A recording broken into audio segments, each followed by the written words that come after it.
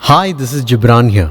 சைனாவில் நடந்த ஒரு செம இன்ட்ரெஸ்டிங்கான கதையை தான் இன்னைக்கு நான் உங்ககிட்ட ஷேர் பண்ண போகிறேன். பல வருஷங்களுக்கு முன்னாடி சைனாவில் ஒரு பெரிய பிஸ்னஸ்மேன் வாழ்ந்துட்டு இருந்தார். விதவிதமாக ரகரகமான சீப்புகளை விற்கிறத அவர் பிஸ்னஸாக பண்ணிட்டு இருந்தார். அந்த பிஸ்னஸில் வெற்றிகரமாக கொடி கட்டி பறக்கவும் செஞ்சார். எல்லாம் நல்லா போயிட்டு இருக்கிறப்போ ஒரு நாள் திடீர்னு அவருக்கு உடம்பு சரியில்லாமல் போயிடுது. அப்போதான் அவர் தனக்கு ரொம்ப வயசானதை உணர ஆரம்பிச்சாரு. அதனால அந்த பிசினஸ்ல இருந்து ரெஸ்ட் எடுக்கவும் முடிவு பண்ணாரு. அதுக்கு முன்னாடி அந்த பிசினஸை பார்க்கறதுக்கு பொறுப்பான திறமையான ஒரு ஆளை தேர்ந்தெடுக்கணும்னு டிசைட் பண்ணாரு. உடனே தன்னோட 3 மகன்களையும் கூப்பிட்டாரு.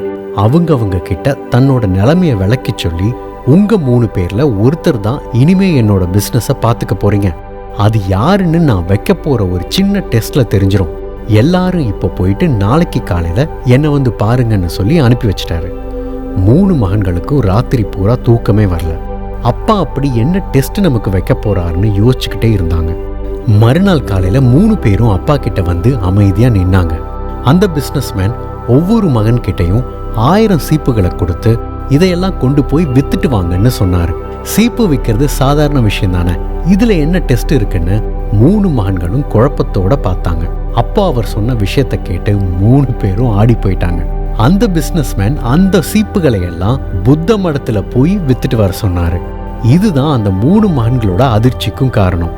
பொதுவா புத்த பிட்சுக்கள் முடி வச்சுக்க மாட்டாங்க, தலைய கிளீன் ஷேவ்டா வச்சிருப்பாங்க.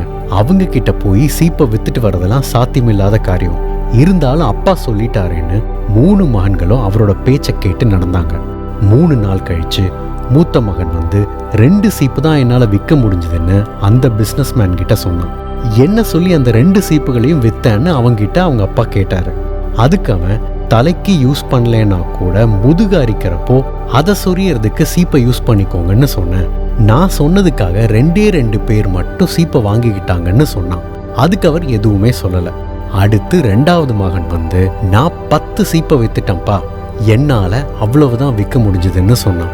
என்ன சொல்லி கன்வின்ஸ் பண்ணி அந்த 10 சீப்பையும் வித்தேன்னு அவர் கேட்கவும், நீங்க சீப்பை யூஸ் பண்ணலைனாலும் பரவாயில்ல, உங்க மடத்துல வைங்க, உங்க மடத்துக்கு வந்து போற மக்களாவது யூஸ் பண்ணுவாங்க அப்படின்னு சொல்லிதான் 10 சீப்புகளை வித்தேன். அதுக்கு மேல விற்க முடியலன்னு சொன்னான். இதுக்கும் நம்ம பிசினஸ்மேன் எதுவுமே பேசல. கடைசியா 3வது மகன் வந்து, நான் 1000 சீப்புகளையும் வித்துட்டேன்னு சொல்லவும் எல்லாருக்கும் பயங்கர ஆச்சரியம். எல்லாருமே என்ன சொல்லி வித்தேன்னு கோரஸா கேட்டாங்க. அதுக்கு அந்த 3வது மகன், உங்க மடத்தோட பேரு, சின்னத்தோட புத்தரோட உருவத்தையும் இந்த சீப்புகள்ல பதிச்சிடுங்க. உலகத்தோட மூல முடுக்குல இருந்தெல்லாம் இங்க வர்ற மக்களுக்கு அதை கொடுத்தா அவங்க அதை ஒரு நினைவு பொருளா வாங்கி வாழ்நாள் முழுக்க தங்களோட வச்சுப்பாங்க. உங்க மடத்தோட புகழும் உலகமெல்லாம் பரவும்னு சொன்னேன். உடனே அவங்க அந்த 1000 சீப்பையும் வாங்கிக்கிட்டாங்கன்னு அவன் சொல்லவும் அந்த பிசினஸ்மேனுக்கு ரொம்ப சந்தோஷம். ரொம்ப பெருமையா அவனை கட்டி பிடிச்சுக்கிட்டாரு. இனிமே அவரோட பிசினஸை எடுத்து நடத்த போற பொறுப்பையும் அவன் கையில ஒப்படைச்சாரு.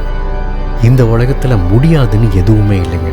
எப்பேற்பட்ட காரியத்தையும் மன உறுதியும் நம்பிக்கையும் இருந்தா நிச்சயம் சாதிச்சிடலாங்கிறதுக்கு தான் இந்த கதை ஒரு அழகான உதாரணம். எல்லாத்தையும் விட முக்கியமா ஒரு விஷயம் செய்ய ஆரம்பிக்கிறப்பவே இதை 100% சக்சஸோட நான் முடிப்பேங்கிற நம்பிக்கைய நாம நம்ம மனசுக்குள்ள விதைக்கணும்.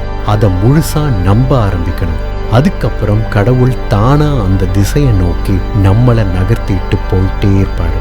அதையும் மீறி இது நம்மால முடியுமான்னு ஒரு சின்ன சந்தேகம் உள்ளுக்குள்ள எட்டி பார்த்துச்சுன்னா அந்த சந்தேகத்தை சவாலா மாத்தணும்.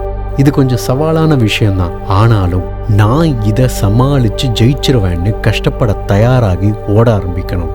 ஏன்னா வெறும் பாறாங்கல்ல யாரும் ரசிக்கிறது இல்லைங்க.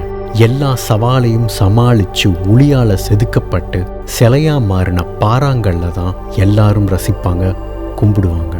நீங்க பாறாங்கல்லா இருக்கணுமா இல்ல சிலையா இருக்கணுமாங்கிறத நீங்க தான் முடிவு பண்ணணும்.